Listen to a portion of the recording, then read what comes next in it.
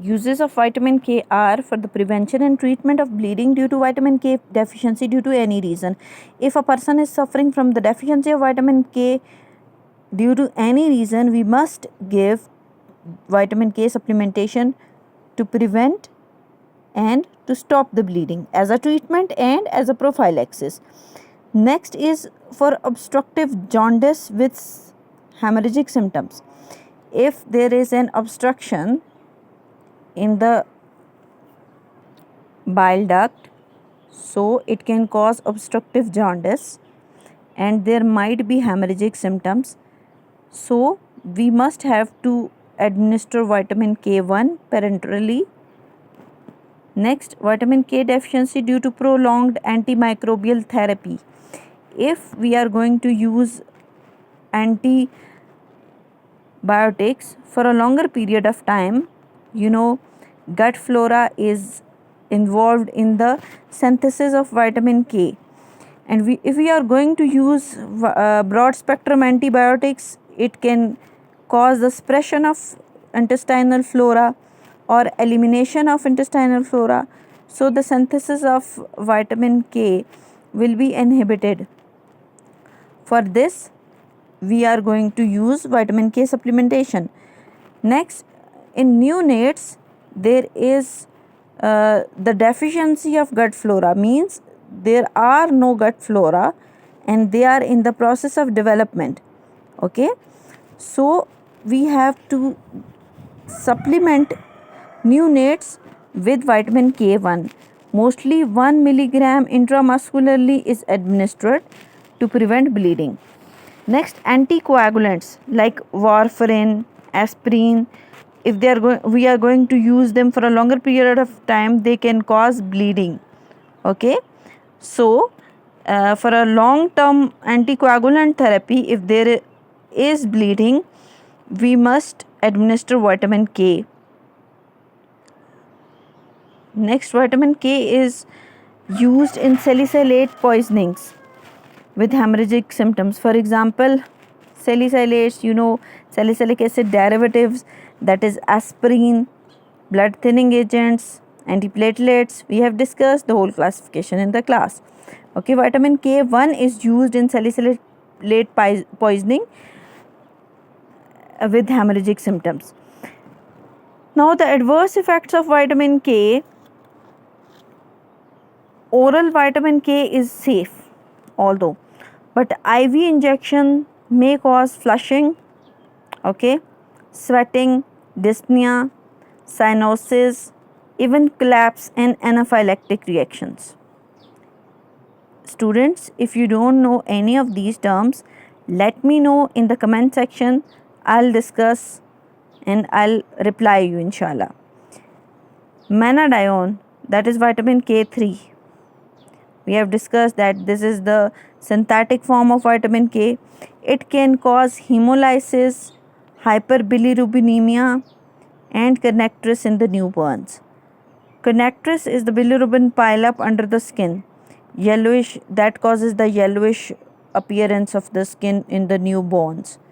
Okay, students, that was all about vitamin K and hemostatic agents. Let's repeat it. Students, आज हमने haemostatic agents या coagulants के बारे में पढ़ा. मैंने आपको इनकी क्लासिफिकेशन के बारे में बताया. इनको हम 2 क्लासेस में डिवाइड करते हैं. एक लोकल एजेंट्स जिनको स्टिप्टिक्स बोलते हैं, एक सिस्टेमिक एजेंट्स हैं. स्टिप्टिक्स में हमारे पास astringents, adrenaline, thrombin, fibrin, gelatin, calcium alginate और ऑक्सीडाइज्ड सेलुलोज शामिल हैं. जबकि सिस्टेमिक एजेंट्स में जो डायरेक्टली ब्लड में दिए जाते हैं, इसमें vitamin K, fibrinogen, anti haemophilic factor, adrenochrome mono, semicarbazone, etamsylate और डेस्मोप्रेसिन शामिल हैं. आइए हम सिस्टेमिक एजेंट्स को थोड़ा सा डिटेल में डिस्कस करते हैं. सिस्टेमिक एजेंट्स में सबसे पहले हमारे पास विटामिन के आता है. विटामिन के को जर्मन वर्ड कोएगुलेशन से डिराइव किया गया है. जर्मन में कोएगुलेशन को के से लिखा जाता था, इसलिए इस विटामिन को के से डिनोट किया जाता है. हमारे पास 2 तरह के मेनली विटामिन के की किस्में हैं. एक तो नेचुरली अकरिंग, यानी जो कुदरती तौर पर विटामिन के पाया जाता है. दूसरा जो मैन मेड है, यानी कि सिंथेटिक विटामिन के. नेचुरली अकरिंग विटामिन के दो तरह का होता है, विटामिन K1 और K2। K1 को हम फाइलोक्विनोन बोलते हैं, जबकि K2 को मैनाक्विनोन बोलते हैं। ये दोनों फैट सॉल्युबल विटामिन्स की टाइप्स हैं। सोर्सेज इनके क्या क्या हैं, इनको हम कहाँ से लेते हैं? K1 जो है ये ग्रीन लीफी वेजिटेबल्स से, जैसे ब्रोकली, कॉलीफ्लावर, स्पाइनच, स्प्रिंग अनियंस और ऑयल्स जैसे कैनोला ऑयल और ऑलिव ऑयल में पाया जाता है। जो विटामिन K2 है ये एक तो इसको गट फ्लोरा यानी इंटेस्टाइनल बैक्टीरिया बनाते हैं, दूसरा ये एनिमल सोर्सेज से जैसे कलेजी यानी लिवर, एग, बीफ और पोर्क से मिलता है। उसके अलावा फर्मेंटेड फूड जैसे कि चीज़ और कर्ड, ठीक है, दही और पनीर में पाया जाता है। तीसरी किस्म हमारे पास जो है ये synthetic third type of vitamin is vitamin K3। ये सिंथेटिक टाइप है, दो हैं बेसिकली, नेचुरली अकरिंग और सिंथेटिक, कुदरती तौर पर पाए जाने वाले और जिनको हम लेबॉर्ट्री में बनाते हैं। सिंथेटिक में हमारे पास मैनाडायोन आ जाता है। ये मैनाडायोन इटसेल्फ फैट सॉल्युबल है, लेकिन इसके जो हम सॉल्ट्स बनाते हैं ये वाटर सॉल्युबल होते हैं। मैनाडायोन सोडियम बाइसल्फाइड और मैनाडायोन सोडियम डाइफॉस्फेट, ये दोनों इसकी वाटर सॉल्युबल सॉल्ट्स हैं।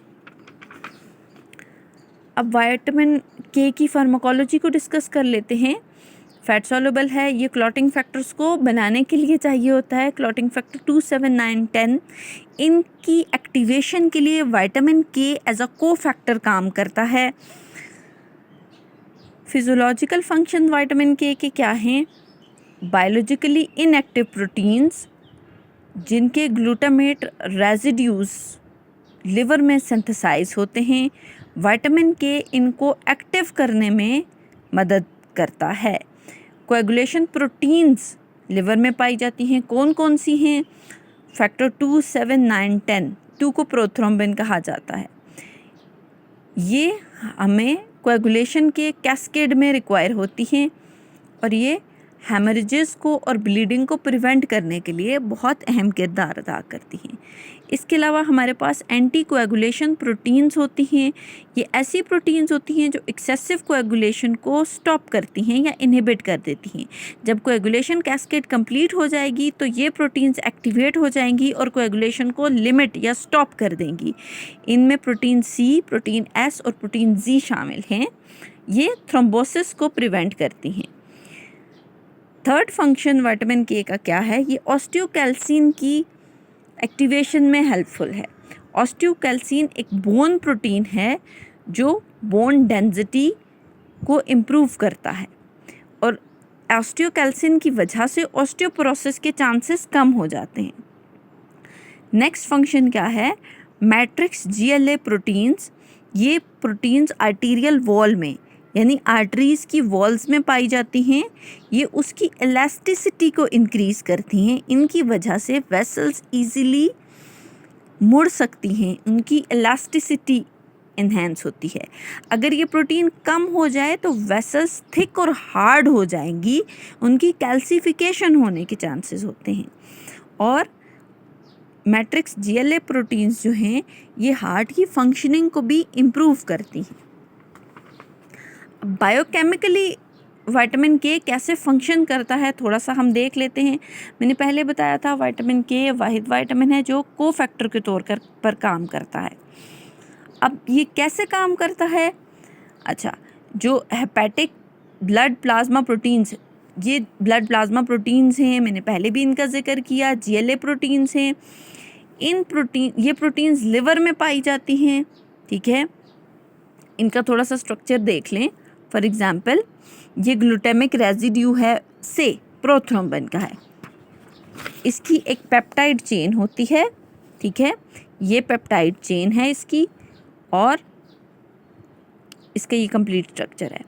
अब गैमा ग्लूटामाइल कार्बोक्सिलेज की मौजूदगी में इसमें कार्बन डाइऑक्साइड शामिल होगा, यानी इसकी कार्बोक्सिलेशन होगी और इसके लिए को फैक्टर कौन है? विटामिन K है।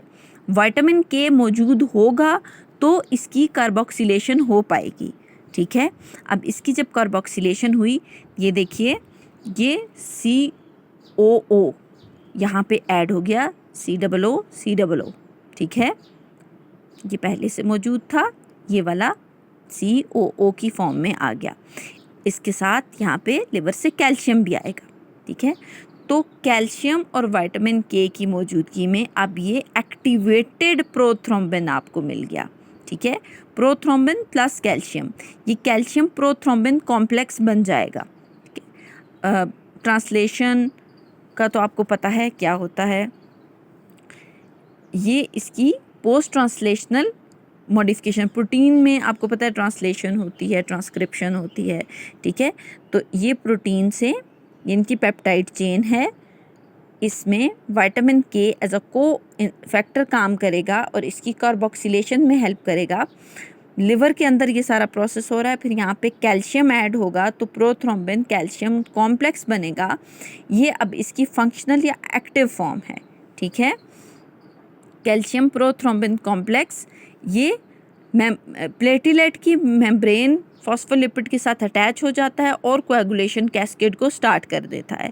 मेरे ख्याल में स्टूडेंट्स अब आपको क्लियर हो गया होगा। अगर आपको कोई भी कन्फ्यूजन हो you can ask me in the comment section, okay. Next function क्या है कि ये ऑस्टियोकैल्सिन को एक्टिवेट करवाता है इन द सेम वे, बिल्कुल इसी तरह ऑस्टियोकैल्सिन की एक्टिवेशन में एज अ को फैक्टर काम करता है। और ऑस्टियोकैल्सिन बोन्स में पाई जाती है, ये कैल्शियम की एब्जॉर्प्शन करवाती है और बोन्स की डेंसिटी को इंक्रीज करवाती है। थर्ड, प्रोटीन सी की एक्टिवेशन कौन करवा रहा है? विटामिन के अगेन। प्रोटीन सी के बारे में मैंने आपको बताया, प्रोटीन सी, प्रोटीन एस और प्रोटीन जी, ये 3 तरह की प्रोटीन्स हैं जो कोएगुलेशन कैस्केड को स्टॉप करने में हेल्पफुल हैं। जब कोएगुलेशन का प्रोसेस कंप्लीट हो जाता है, क्लॉट फॉर्मेशन हो जाती है, उसके बाद अब हमें ज़रूरत नहीं है कि फ़र्दर कोएगुलेशन हो, तो ये प्रोटीन्स एक्टिवेट हो जाएंगी और कोएगुलेशन को स्टॉप करेंगी। अगर ये प्रोटीन एक्टिवेट ना हो तो अनकंट्रोल्ड कोएगुलेशन होगी, जिससे थ्रोम्बोसिस की तरफ चला जाएगा, यानी क्लॉट डिटैच होके वेसल्स में जाएगा और वहाँ पे उसको obstruct कर देगा, ठीक है। So these are the limiting proteins, rate limiting proteins for coagulation, ठीक है। इनकी एक्टिवेशन के लिए विटामिन के चाहिए होता है। तो विटामिन के फंक्शंस अब आपको अच्छे से समझ आ गए होंगे। स्टूडेंट्स, अब हम देखते हैं कि रिकमेंडेड डेली अलाउंस कितनी है विटामिन के की। हमें 70 से लेके 140 माइक्रोग्राम डेली इसकी इनटेक करनी चाहिए, वरना इसकी डेफिशिएंसी होने के चांसेस होते हैं। फार्माकोकाइनेटिक्स डिस्कस करते हैं। विटामिन के को एब्जॉर्ब होने के लिए, यानी लिपिड बाइलेयर मेम्ब्रेन को क्रॉस करने के लिए बाइल जूस की हेल्प चाहिए होती है। बाइल सॉल्ट्स मस्ट हैं, अगर बाइल सॉल्ट नहीं होंगे तो विटामिन के एब्जॉर्ब नहीं होगा। आप लोगों को पता है विटामिन के एक फैट सॉल्युबल विटामिन है, ठीक है। So low density lipoproteins mostly involve होते हैं इसकी एब्जॉर्प्शन के लिए। विटामिन के लिवर में स्टोर होता है और बाइल या यूरिन में इसकी एक्सक्रीशन होती है।